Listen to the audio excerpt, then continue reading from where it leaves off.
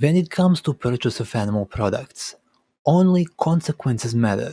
You are to blame for a cow being stabbed in the neck just because you bought a candy bar with some milk in it. Intentions don't matter at all. Let's go to the Joey Carbstrong example. He accidentally bought an animal product. The thing that inspired this is the other day I got some food on the internet, ordered some Subway, and we got a 6-inch and a foot long. Turns out that I misread the menu and I accidentally ordered real meat, and I was very disappointed in myself when it came. Opened it up, could smell it. We could smell the difference between the plant-based one and the meat one, and I felt absolutely terrible. I thought it was their mistake, but it was actually my mistake. The consequence of that purchase is the same as if he bought it deliberately. An animal is going to be stabbed in the neck. If intentions don't matter, then Joey is morally responsible for supposed abuse and murder of some animals somewhere, and there is no moral difference between accidentally doing something and intentionally doing something. I am pretty sure that majority of vegans would say that Joey is not to blame. It was an accident after all. So we have contradicting views on the purchase of animal products. When I buy it, intentions don't matter. I increased demand, therefore I hired a hitman. I paid for that to happen. I am the cause of animal suffering, so on and so forth. But when they do the same thing, then all of a sudden it's about intentions. When it comes to survival situations, then all of that falls apart and only consequences matter.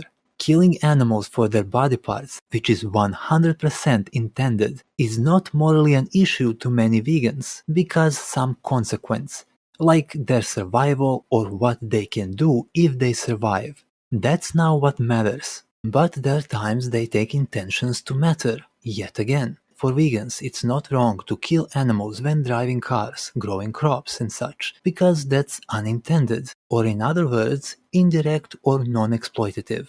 Intention, exploitation, and directness matter when it's convenient to vegans.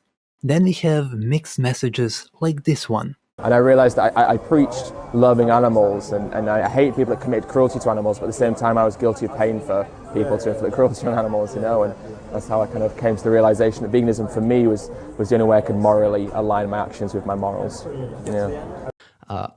Is it immoral to give some spare change to a homeless person, knowing that he's probably going to go and spend it in McDonald's?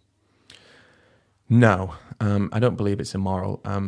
Your intentions are your intentions are different. I would say if you want them to have food, then go and buy them something to give to them. I think that's better anyway, because you give money to a homeless person, it could go to drugs and alcohol, and you could argue, well, that's their choice, and it's kind of like once you've given money to someone, well, that's their money now, right? So they can kind of choose to do what they want with it based on their own lifestyle and moral kind of reasonings. So the point I'm trying to make is the arguments that you made initially to justify not being vegan are not justifiable enough to negate the consequence of that consumption.